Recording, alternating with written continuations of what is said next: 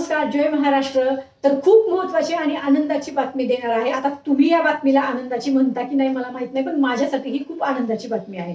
काय आहे आनंदाची बातमी? बघा, आता बऱ्याच महिला अशा आहेत आपल्या ज्यांनी ई-केवायसी केलेली आहे. त्या ई-केवायसी मध्ये पात्र पण आहेत. ठीक आहे, पात्र पण आहेत तरी त्यांचा लाभ बंद झालेला आहे.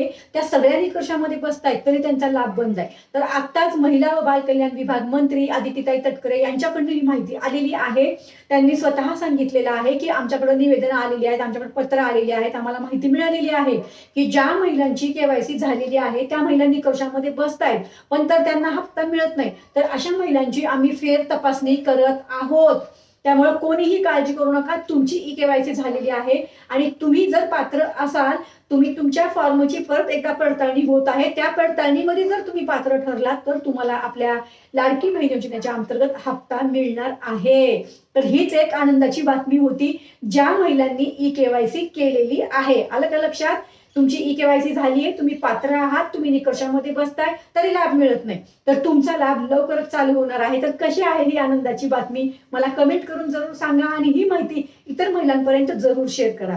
आपण आत्ताच थोड्या वेळापूर्वी खूप महत्वाची लाईव्ह घेतली.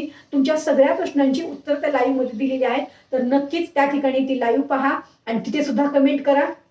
तर दुसरा मुद्दा, ज्या महिलांची केवायसी अजून झालेली नाही त्यांच्यासाठी सुद्धा प्रयत्न चालू आहेत. खात्रीशीर सांगते, तुम्हाला विश्वास ठेवा, आपलं सरकार लवकरच ही ई-केवायसी जी आहे ते सुरू करणार आहे. ज्या महिलांची ई-केवायसी झालेली नाही, फक्त ही कधी सुरू होईल ती तारीख आली नाही, पण नक्कीच लवकरच ही ई-केवायसी चालू होणार आहे. कारण 60 लाखापेक्षा जास्त महिला आहेत ज्यांची केवायसी अजून झाली नाही. 9 महिन्यापासून त्यांचा हप्ता बंद आहे. तर लाडक्या बहिणींनो, कोणीच काळजी करू नका.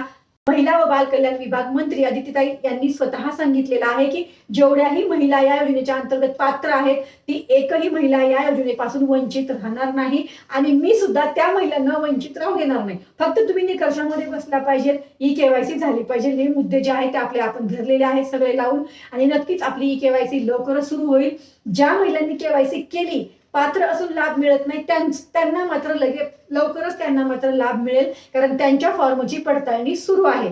कशी वाटली ही माहिती नक्कीच कमेंट करा. धन्यवाद. जय हिंद, जय महाराष्ट्र.